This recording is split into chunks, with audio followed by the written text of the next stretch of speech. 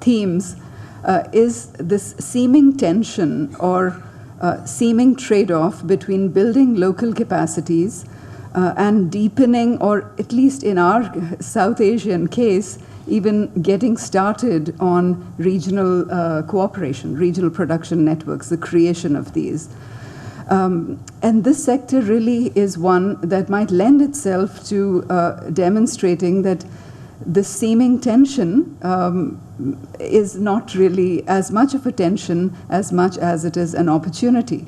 And that is because of the points I made previously, that the assembly sector sits upon the presence of a pretty vibrant auto parts sector. And that is going to be a key pull to exploring and sort of investigating economies of scale and scope across the supply chain if we were to treat South Asia as one market and not 4 or 5 different markets, Pakistan, India, Sri Lanka, Bangladesh, Nepal. I mean, if we see this as a region and just look at the size of the demand and the numbers that were presented by Mr.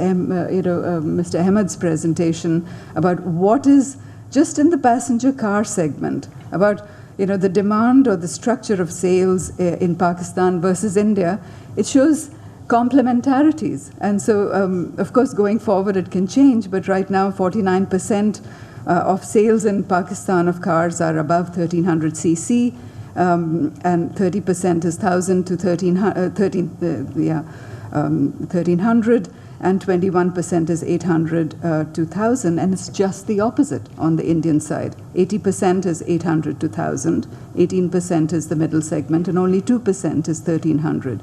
So if you just imagine a value chain that spans the sectors, I mean, imagine the kind of scale economies we would one could harness from producing, not for each country but for the region. So that's my first point, that the capabilities exist, and they are born out of this import substitution history on both sides, with the state being important, and of these auto component sector. But the other is an interest on both sides of FDI. So that leads me to the second point, that how might some of this come about? And this has been mentioned before by by Mr. Kathuria and others, that trade by itself is not very attractive politically to both countries, but FDI is welcome. But FDI, not piecemeal, that won't do the trick. If one sees this in the broader context of really maybe creating this production network that we were just talking about, then maybe we might start by having an investment agreement, which might give some some insurance and some, sort of stability to the private sector on both sides, that this is not going away anywhere. There are mechanisms for redressal and conflict resolution and so forth. So maybe an investment protocol. So once that is in place, these private sector third-party investors like Suzuki and Honda and Toyota and so forth could be the ideal sort of lever to get these processes going. As I think one of the presenters said, that Suzuki would be pretty interested, although they were opposed to it earlier, in maybe seeing this as a region for their own, it's economical for them. And it's not just economical. As you do more of certain kinds of things, you look beyond the region. So you look to CIS and other kinds of things, and that's exactly where R&D comes in. So that's my third point, that there has been this talk in India for sure, that now we are moving towards R&D hubs. So GM is trying to locate an R&D hub, and other assemblers are locating R&D hubs here. But if you really scratch the surface and see what exactly are they doing, it's not exactly R&D. I mean, even Maruti Suzuki, which has been here for so many years, makes its designs in Japan. They take the engineers from here and they take them there, or they take them to some of their other places in Australia, but don't do the designs here. So the point is that for real R&D to take place, a lot has to happen, and it's much better if it doesn't happen in a fragmented way for one country and then another country, but maybe for the region. So there again, there's a vision from an R&D perspective that there is a pathway forward, and one is going to move. The learning is is possible all the way up to R&D. And the final 2 points have to do, one, with the aftermarket. So the aftermarket is important because that's an avenue for a lot of small players. SMEs are important on both sides, in Pakistan and in India. And it's a learning ground. And if the standards are high and not and are progressively higher, as Mr. Kathuria just said, that the standards can be a way to upgrade. And if the standards of the cars are higher and progressively higher, then the aftermarket also is so has been pushed to upgrade towards a pathway of upgrading. But the aftermarket is huge, absolutely huge, if we take the entire region. And that's where the employment and other things are going to come from. But it's not a dead end. It's not going to just be aftermarket as a segmented sector and then the assemblers as another very different sector. They are very different, as Mr. Vishwanath said. But I think the lines of mobility certainly can exist if there is economic upgrading across the value chain. OEM production is certainly possible for some of them who start out in the aftermarket area. The final point is about combining economic upgrading and social upgrading. So employment is important for everybody here, and both the countries are sort of young countries in the sense that their workforce is going to swell up at the working age level, at the age groups, or jobs will be needed, but skills will also be needed. So when we think about firms upgrading and economic upgrading, are there ways in which we can create mobility strategies for workers or for employees? And that's where skill formation becomes extremely important. So, I mean, that's been, I think, one of the key bottlenecks in this sector on both sides that has created segmentation, so that there are some lead assemblers and there's a vast gulf between them and the second and third tier suppliers. And skill formation is the place where collaboration between the public sector and enlightened private sector firms would go a long way. And there, you would be creating, the region would be creating good paying jobs that pay well, and then, pull people into the middle class, or at least a well-earning blue-collar workforce. Thank you.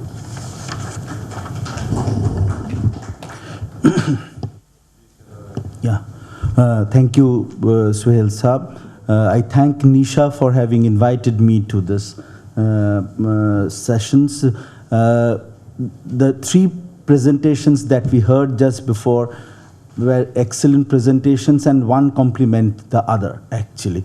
Now, as Professor Tiwari was saying, that we could see from all the three presentations that the automotive manufacturing development program in both the countries almost followed a similar trajectory policy-wise, from basic industry focus in the 50s to more restrictions in the 70s, and then letting partial deregulation in the 80s, and then full opening up in the 1990s.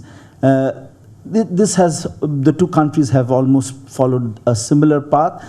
What happened what made the difference between the Indian automotive sector and the Pakistani automotive sector is actually there are two. The Indian automotive sector in the 2000s actually progressed much ahead, which Mr. Vishwanath was talking about the AMP 2006-2016 policy. And the other thing which actually made a little difference to the Indian automotive sector, though the Pakistani auto component sector is well developed, actually in India there was, apart from this heavy industrialization program from the 60s, there was a simultaneous ancillary development program from the 1950s. If I'm permitted to see this, I get from what Sanjay's study Sanjay had done sometimes back. It's there the auto component sector was focused from then onwards. Now, this has led to the basis of the growth of the auto component sector. And as Mr. Vishwanath was saying, that the auto component sector was liberalized in 2000, but the automobile sector in India was partially liberalized or not that much liberalized in the 2000, and that's why we see spurt in exports of auto components from India in the 2000, but as against not so much export growth in automobiles.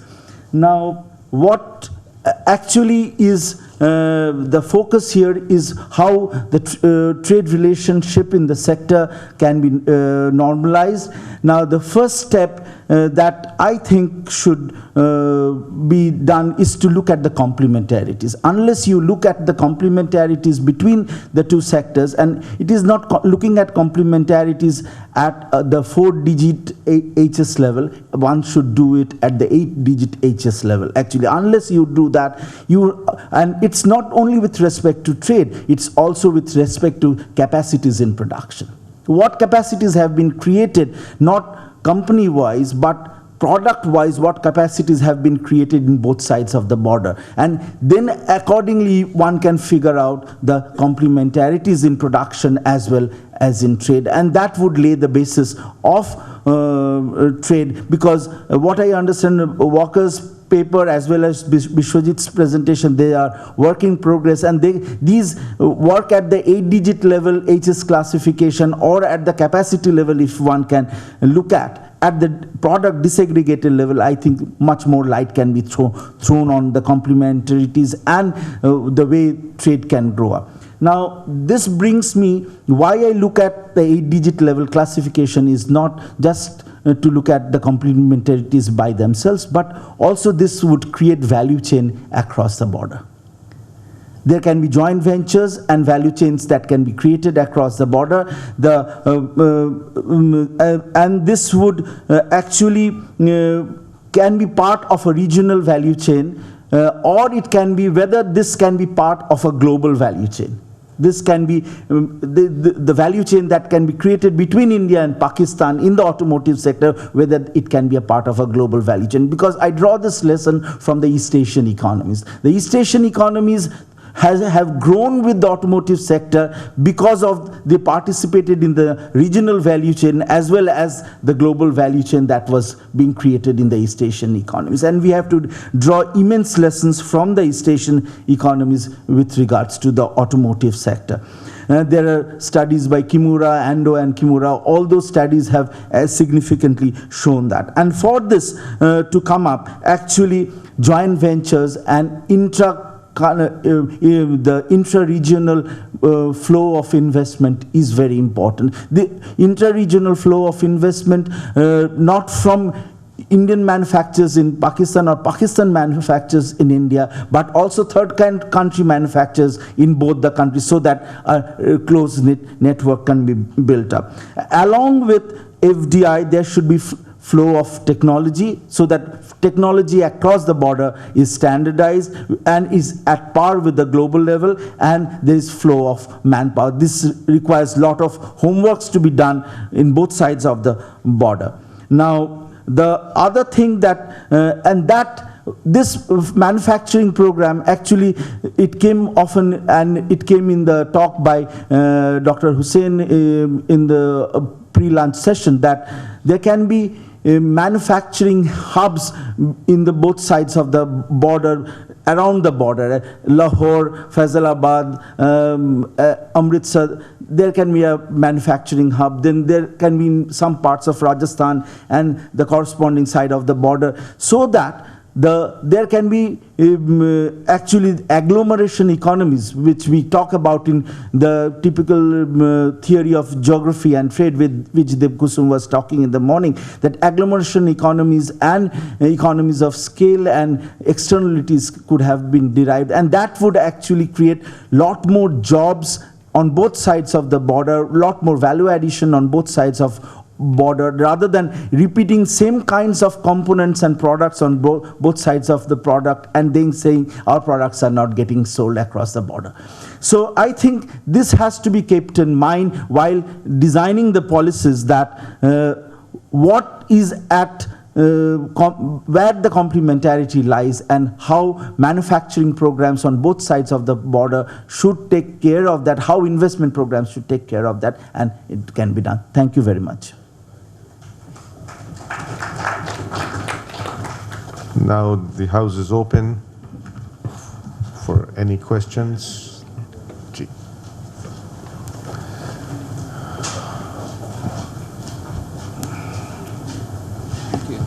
I think several speakers pointed out that there were similar patterns of development of auto industry in both countries, but as Mr. Roy just said, that it really started changing after year 2000.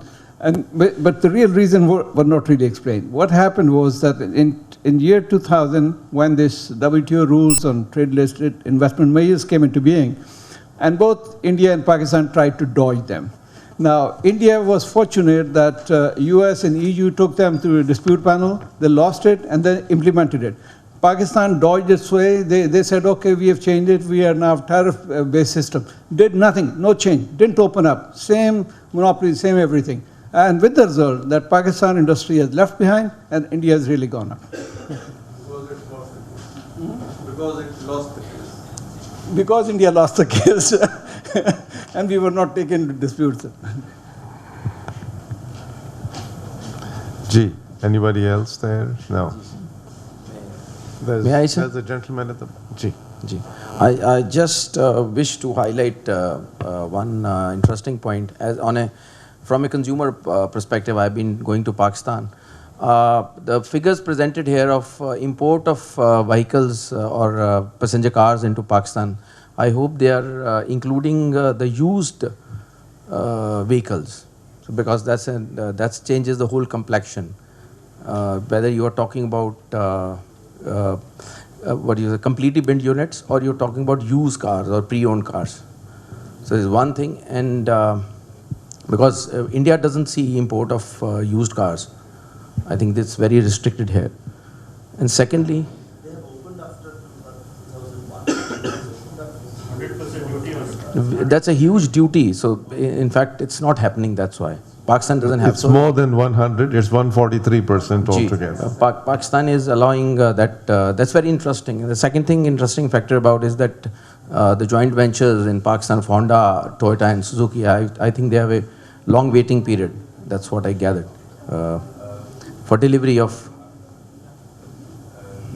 Not anymore. Not anymore. I think that was that's by 2012 that was there. That's a cliche now. Okay. And thirdly, the interesting is that the cost of ownership, the capital cost involved, and the cost of running, I think they are totally reversed in India and Pakistan. For example, it's cheaper to own a car in India, and it's costlier to run it because of the fuel prices. And I think we have a different case in case of Pakistan. Well, allow me to respond to that, Mr. Saigal, as well.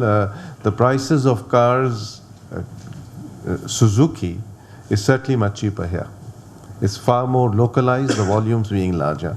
But in case of Toyotas, since Pakistan sells the highest number of Corollas outside Japan, it has more localization, and it is of a lower price. It is at a lower price, definitely. And you can see that on the websites. I think somewhere somebody got it wrong, but that's it. Honda is very competitive head-on. It's the same price, Civic and City, both of them. Gee, there's a gentleman at the back. I think all of the presentations were very comprehensive and analytical, but I think that it is wrong to miss out the freight sector in India on the transportation side, because it's quite huge. That includes the trucks and the passenger buses and the luxury buses, which are increasingly now being made in the country. And the technology for which is also being generated here by local companies like Tata's, Mahindra's, and the others, and we don't have to go to the foreign companies for that. So if you put, I haven't really totaled it up, but if you put the overall production of vehicles, including passenger vehicles and transport of freight vehicles and big passenger vehicles like the buses that we see around Delhi now. I think that the Indian market would be much bigger in terms of quantity and value.